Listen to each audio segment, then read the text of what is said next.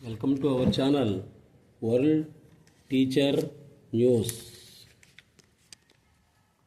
మన వీడియోలన్నీ కూడా మానసిక ప్రశాంతతకు సంబంధించినటువంటి, తత్వశాస్త్రానికి సంబంధించినటువంటివి, ఆధ్యాత్మిక శాస్త్రానికి సంబంధించినటువంటివి అనటంలో సందేహమే లేనే లేదు.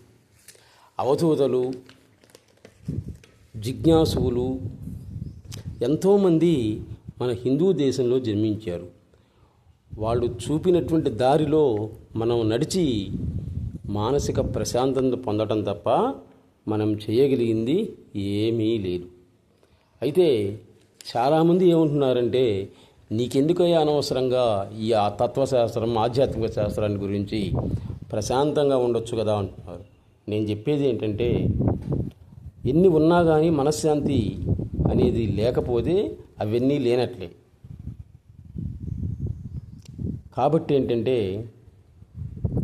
పీస్ ఆఫ్ మైండ్ అనేటువంటిది మనకు ఉండాలి, 10 మందికి కలిగజేయాలి.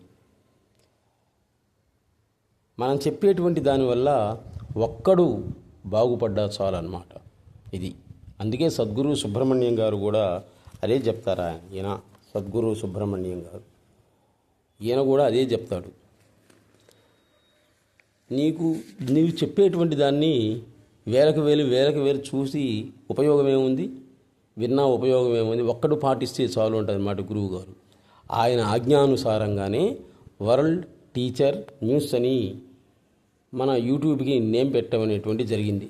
ఆయనే గురువు గారి యొక్క ఆజ్ఞ, అది ఆయన యొక్క అవధూత. ఇది సామాన్య స్కూల్ మాస్టర్ అయ్యి ఉండి ఎంతోమంది దుర్మార్గుల వల్ల ఎంతో మానసిక వ్యధను పొంది చివరికి వీర బ్రహ్మేంద్ర స్వామిలాగా మారిపోయాడు. ఈరోజు ఆయన అన్నటువంటిదే వేదం, ఆయన ఉన్నటువంటిదే క్షేత్రమైంది. మీ ఇష్టం, ఎటువంటి ప్రశ్న అయినా కానీ వేయండి. అల్పాక్షరాలలో అనల్పార్థాన్ని చెప్తూ ఉన్నారు సద్గురు సుబ్రహ్మణ్యం గారు. శ్రీకాళహస్తిలో 7 అవధూతలు తిరుగుతూ ఉన్నారు ఎప్పుడూ కూడా. మిగిలిన 6 కూడా రాత్రిపూట తిరుగుతూ ఉంటారు, వాళ్ళెవరికి కనపడరు. 7వ వాడే మన సద్గురు సుబ్రహ్మణ్యం గారు అనడంలో సందేహమే లేదు. ఈయన యొక్క భక్తులు కాదు, శిష్యులు దేశ విదేశాలలోనే ఉన్నారన్నమాట. వాళ్ళే మనకు చెప్తున్నారు, nice this programme sir, continue this programme అని. అంటే యూట్యూబ్ పెట్టుకున్న వాళ్ళు చాలామంది మధ్యలో ఆపేశారు, పాపం వ్యూస్ రావట్లేదు, అది ఎందుకు గోవాలని. అందుకే వాళ్ళు నాకు ఏం చెప్తున్నారంటే, మీరు పొరపాటున ఆపేస్తారేమో, ఆపొద్దు. దేనికి అంటే ఇవి పీస్ ఆఫ్ మైండ్, మనశ్శాంతికి సంబంధించింది అని చెప్తున్నారనమాట. వాళ్ళందరూ చెప్పంగా నాకు కూడా అనిపించింది, మన వల్ల 10 మంది మనశ్శాంతితో ఉంటున్నారు అని. ముందు నాకు మనశ్శాంతి దీనివల్ల, అందుకనే వీటిని మనం కంటిన్యూ చేస్తూ ఉన్నామన్నమాట. ఇప్పుడు సద్గురు సుబ్రహ్మణ్యం గారు ఏమంటున్నారంటే, అవతారం, సాక్షాత్కారం రెండింటికి తేడా చెప్తాడు ఆయన. ఏందిరా నీ అవతారం అట్టుందంటాం కదా, దేవుడు సాక్షాత్కరించాడు అని అంటాం. మరి రెండింటికి తేడా ఏంటి? అవతారం అంటే ఏంటి, సాక్షాత్కారం అంటే ఏంటి అనే దాని గురించి చెబుతున్నారు గురువుగారు. అవతారం అంటే ఏంటంటే లోపల నుండి బయటికి రావటం, అది అవతారం అంటే. ఇది లోపల నుండి బయటికి వచ్చినటువంటిది అయితే అవతారం అని అంటాం. ఇప్పుడు శ్రీ మహావిష్ణువు యొక్క శరీరం నుండి రాముడు, కృష్ణుడు అవతరించారు, అంటే లోపల నుండి బయటికి వచ్చారన్నమాట, అది అవతారం.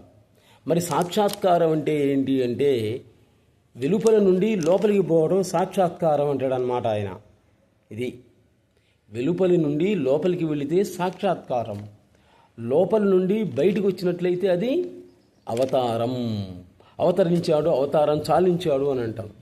ఆయన దేనికోసం అయితే వచ్చాడో ఆ పైన అయిపోయిందనమాట. శ్రీరాముడు చిట్ట చివరిలో ఆయన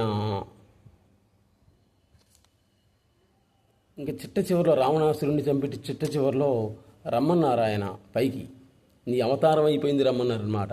అప్పుడు ఆయన చెప్పాడు, మానవులలో మానవుడిగా పుట్టి ప్రేమ, అభిమానాలు, వాత్సల్యాన్ని పొందాను, రాలేకపోతున్నాను అన్నాడు.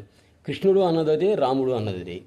కానీ అవతారం పరిసమాప్తి అయిపోయిందయ్యా, నువ్వు దేనికోసం అయితే భూమి మీద పుట్టావో అది ఆ పని అయిపోయింది, కాబట్టి రమ్మంటారు అన్నమాట వాళ్ళు. అందుకే కృష్ణుడు పుట్టినట్లున్నాడు కానీ పుట్టలేరు అని అంటారనమాట. ఇది పుట్టినట్లు కనిపించాడు కానీ పుట్టనే లేదు అని అనే బోర్డు ఉంది అక్కడ ద్వారకాలో. అదే గురువుగారు చెప్తున్నాడు. మరి ఆ అవతారానికి సాక్షాత్కారానికి మధ్యలో ఉన్నటువంటిది ఏది అంటే అది నీ శరీరం, అదే ద్వారబంధం అని అంటారు సద్గురు సుబ్రహ్మణ్యం గారు. అన్నింటికీ సిద్ధపడే నీవు శివభక్తుడిగా చేరు. చూడండి, అన్నిటికీ సిద్ధపడు. అవసరమైతే శివుడు నేను నాది అని ఏదైతే అంటున్నావో ఆ మొత్తాన్ని కూడా క్షణకాలంలో భస్మం చేయగలడు ఆయన. దానికి సిద్ధపడే నువ్వు ఆయనతో స్నేహం చెయ్యి అని ఉంటారు సద్గురు సుబ్రహ్మణ్యం గారు. ఆయన ఎవరు? కాముడు, మన్మథుడు. అన్నిటికీ సిద్ధపడే పాపం శివుడి యొక్క తృతీయ నేత్ర జ్వాలలో భస్మమైపోయాడు. కాబట్టి అగ్ని దగ్గరికి వెళ్ళి చల్లదనాన్ని కోరుకుంటే ఎట్లా? అగ్ని దగ్గర నిలబడ్డావు, బాగా మండుతూ ఉంది, ఆ సెగ నీ శరీరాన్ని తాగుతూ ఉంది. నాకు చల్లదనం కావాలి అనుకుంటే ఎట్లా? చల్లదనం ఉన్న చోటికి పో, చల్లదనం అనేటువంటిది వస్తుంది. అలాగే శివభక్తుడిగా నీవు ఉన్నావు అంటే అర్థం ఏంటి? అన్నిటికీ సిద్ధపడే ఉన్నావు. సర్వం శివమయం జగత్. ఇది నిజమైనటువంటి శివభక్తుడు ఎవరు అంటే ఏది చూసినా కానీ శివమయంగా కనిపించాలి. నిజమైనటువంటి క్రిస్టియన్ ఎవడు అంటే ఎక్కడ చూసినా కానీ క్రీస్తే కనిపిస్తూ ఉండాలి. నిజమైనటువంటి మహమ్మదీయుడు ఎవరు అంటే దేన్ని చూసినా కానీ చెట్టు పుట్ట పాము మనిషి దేన్ని చూసినా కానీ అల్లా తత్వం ఆత్మతత్వంతో ఉండాలి. చూడండి, ఆ విధంగా ఉండేటువంటి వాళ్ళే భక్తులు. అందుకే అంటుండే అన్నిటికీ సిద్ధపడే నువ్వు శివభక్తుడిగా ఉంటూ అంటున్నాడు. ఎందుకంటే శివుడి యొక్క ఆజ్ఞ లేకపోతే అసలు ఎవ్వడు కూడా శివాలయంలో అడుగు అనేటువంటిది పెట్టలేడు. ఇది శివాలయంలో నువ్వు అడుగు పెట్టావు అంటే అర్థమైంది, నువ్వు పోలే, ఆయన అనుకున్నాడు, నువ్వు రప్పించుకున్నాడు, అంతే అన్నమాట. కాబట్టి శివభక్తులు చాలా జాగ్రత్తగా ఉండండి అంటున్నాడు గురువుగారు. నీ శరీరం మీద, నీ జీవితం మీద నీకు మమకారం ఎక్కువ. ఎవడి శరీరం మీద వాడికి మమకారం ఎక్కువ, ఎవడి జీవితం మీద వాడికి మమకారం ఎందుకని అంటే గురువుగారు చెప్తున్నారు. చూడండి, దాంతో నువ్వు స్నేహం చేసావు కాబట్టి. అది నువ్వు ఎవరితోటైతే స్నేహం చేస్తావో వాళ్ళ దాని మీద మమకారం, ప్రేమాభిమానాలు అనేటువంటివి ఉంటాయి. మరి నీకు మరణం అంటే భయం దేనికి? చూడండి చెప్పారు గురువుగారు. మరణం అంటే భయం దేనికి అంటే నువ్వు దాంతో స్నేహం చేయలే, దానికి దూరంగా ఉన్నావు, అందుకని దానింటేనేమో భయపడుతున్నావు, ఇదంటేనేమో ఆహ్వానిస్తున్నావు అని అంటారు గురువుగారు. శివుడు మాత్రమే ఉన్నాడు అని నిశ్చయ భక్తి కలిగినటువంటి వాడే శివభక్తుడు. ఆయన నిన్ను ధ్యానించిన తర్వాతనే నువ్వు ఆయన్ను ధ్యానించడం జరుగుతుందన్నమాట. చెప్పాం కదా ఇందాక, శివుడు అనుకుంటే నువ్వు వెళ్ళావు శివాలయానికి, నువ్వు అనుకుంటే వెళ్ళలేదన్నమాట. ఆయన ముందు నీకు నమస్కరించాడు, తర్వాత నువ్వు ఆయనకు నమస్కరించావు. అది చెప్తున్నాడు గురువుగారు. కాబట్టి ముందు దేవుడిని నిన్ను ధ్యానించిన తర్వాతనే నువ్వు ధ్యానిస్తావు. అగ్నిలో పడినటువంటి మిడత ఏమవుతుంది? అగ్నిగా మారిపోతుంది, అంతే కదా. అదేవిధంగా శరణాగతి చెందినటువంటి వాడు సాక్షాత్ అదే అయిపోతాడు. శరణాగతి చెందడం అంటే సామాన్యమైన విషయం కాదు. భగవాన్ రమణ మహర్షి వెంకటేశ్వర శర్మన్ అనేటువంటి 12 సంవత్సరాల పిల్లవాడు పాపం మరణించాడు. చనిపోయాడు కదా అనుకొని శవాన్ని శ్మశానానికి తీసుకుపోతున్నారు. ఎవరో ఒకతను వచ్చి చెప్పాడనమాట, పిల్లవాడు చనిపోలేదు, ఈ కింద పడినటువంటి రేపు ఈ సమయానికి లేస్తాడు అని చెప్పాడు. ఆ టయానికి కళ్ళు తెరిచాడు. సరే పిల్లవాడు బతికాడు అనుకుని ఆనందపడ్డారు అందరూ. ఒక్కడే ఒక్క కొడుకు.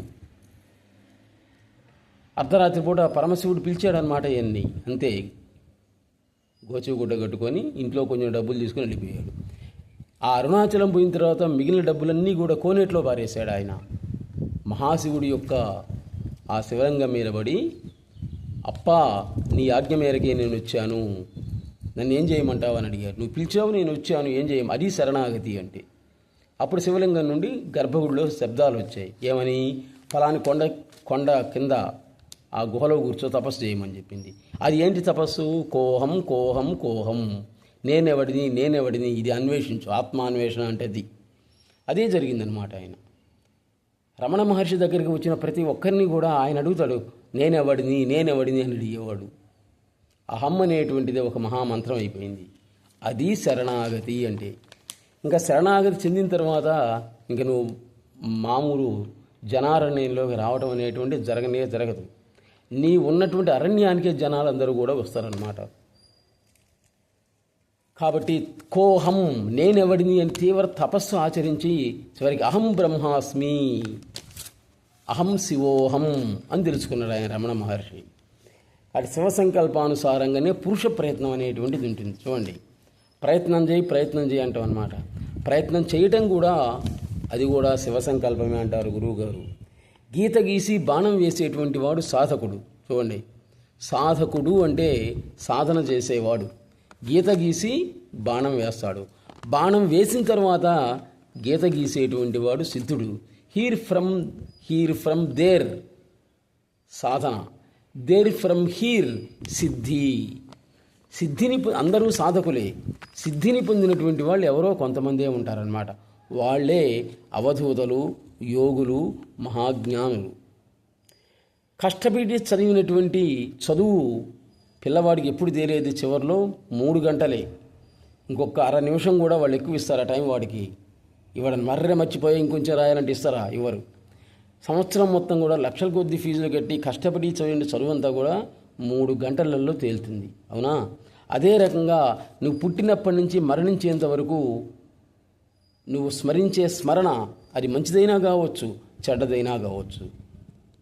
అది ఎప్పుడు తేలుతుంది అంటే నీ చివరి 3 శ్వాసలలో తేలుతుంది అన్నమాట. 3 శ్వాసలు. ఆ 3 శ్వాసలలో నువ్వు చూస్తావు, నీ ఇష్టదైవాన్ని చూస్తావు, మాట్లాడుతావు, కానీ చెప్పలేవు. ఇది ఈ విధంగా జరిగిందని చెప్పలేవు అన్నమాట. నీ శవం మీద పడి అందరూ ఏడుస్తూ ఉంటారు, అయ్యో పోయావా అని. అదంతా నీకు తెలుస్తుంటుంది. వాళ్ళ ఏడుపంతా నువ్వు వింటూనే ఉంటావు, కానీ నీ ఏడుపు వాళ్ళకి వినపడదు. మూగవాళ్ళలాగా మనస్సు వాక్కు కూడా మూగపోతుంది అన్నమాట సమయంలో. అప్పుడు నువ్వు చూసి తీవ్ర వేదనకు గురవుతావు అన్నమాట. నువ్వు చేసినటువంటి పాపాలన్నీ కూడా అప్పుడు నువ్వు స్మరించి బాధపడతావు. ఈ విధంగా ఎందుకు చేశాను? ఇది ప్రతి ఒక్కడి జరిగేటువంటిది. అందుకే ప్రతి ఒక్కడి జీవితంలో తప్పనిసరిగా ఆత్మహత్య చేసుకోవాలనేటువంటి భావం ఏదో ఒక సందర్భంలో వస్తుందట. వారు మరణించేవారు తప్పదంటున్నాడు అనమాట. వశిష్ఠ మహర్షికే తప్పలేదన్నమాట అది. వశిష్ఠ మహర్షి కొడుకులు 100 మంది కొడుకుల్ని విశ్వామిత్రుడు చంపేశాడు. ఇంక జీవితం మీద విరక్తి వచ్చి ఆత్మహత్య చేసుకోవాలనుకున్నాడు. ఒక పెద్ద కొండ మీద ఎగిరి దూకాడు అనమాట కింద. అప్పుడు భూమాత 2 చేతులు ఇచ్చి ఆయన పట్టుకుంది. ఒరే, నీకు ఇంకా ఆయుర్దాయం ఉందిరా అని చెప్పింది అనమాట. అటువంటి వాళ్ళకే తప్పలేదు. ఆఫ్టర్ ఆల్ మనం ఎంత అంటారు సద్గురు సుబ్రహ్మణ్యం గారు. ప్రతి ఒక్కడి జీవితంలో ఎప్పుడైనా కానీ ఆత్మహత్య చేసుకోవాలనే ఆలోచన తప్పనిసరిగా వస్తుంది అంటాడు అన్నమాట ఆయన. కొంతమంది అనుకున్నది జరుగుతుంది, కొంతమంది జరగదు. అదే జీవితం అంటున్నాడు. జీవించడం అనేటువంటిదే జీవితం యొక్క కళ. చెప్తారు కదా, learn for yesterday, live for today, hope for tomorrow. అది లెర్న్ ఫ్రమ్ ఎస్టర్డే. నిన్న ఎన్నో అన్యాయాలు, అక్రమాలు ఇవన్నీ జరిగాయి కదా, వాటి నుండి నువ్వు నేర్చుకో అంటున్నాడు అనమాట. నిన్న జరిగిన దాని గురించి నేర్చుకో. లివ్ ఫర్ టుడే, ఈరోజు సాయంత్రం వరకు బతకాలి కదా నువ్వు, కాబట్టి కష్టపడి డబ్బులు సంపాదించుకో. ఈరోజు ఎలా జీవించాలి అని ఆలోచించు. హోప్ ఫర్ టుమారో, రేపటి దాని గురించి నీవు ఆశతో ఉండు. చూడండి, మానవుడు అంటేనే ఆశాజీవిగా ఉండు, అంతేగాని నిరాశతో ఉండొద్దు అని చెప్తున్నారు సద్గురు సుబ్రహ్మణ్యం గారు. ఎన్నో తాత్వికపరమైనటువంటి విషయాలని, మనశ్శాంతినిచ్చేటువంటి విషయాలని ఈరోజు శ్రీకాళహస్తిలో సద్గురు సుబ్రహ్మణ్యం గారు వివరిస్తూ ఉన్నారన్నమాట. ఆయన ఒకరు, ఇంకా జిల్లెళ్ళమూడి అమ్మవారు ఒకరు. ఆమె ఇంకా అందరికంటే గ్రేట్ ఆమె జిల్లెళ్ళమూడి అమ్మవారు. ఎందుకంటే మిగిలినటువంటి వాళ్ళందరూ కూడా ప్రవచనాలు, మనశ్శాంతిని కలిగించేటువంటి విషయాలు చెప్పారు. కానీ అందరూ నా పిల్లలే, గడ్డ కూడా బిడ్డే, ఎవ్వరూ ఆకలితో ఉండకూడదు, ఏది మనుషులే కాదు జంతువులు కూడా అనే భావంతో ఒక స్త్రీ ఉండటం అంటే సామాన్యమైన చెప్పండి?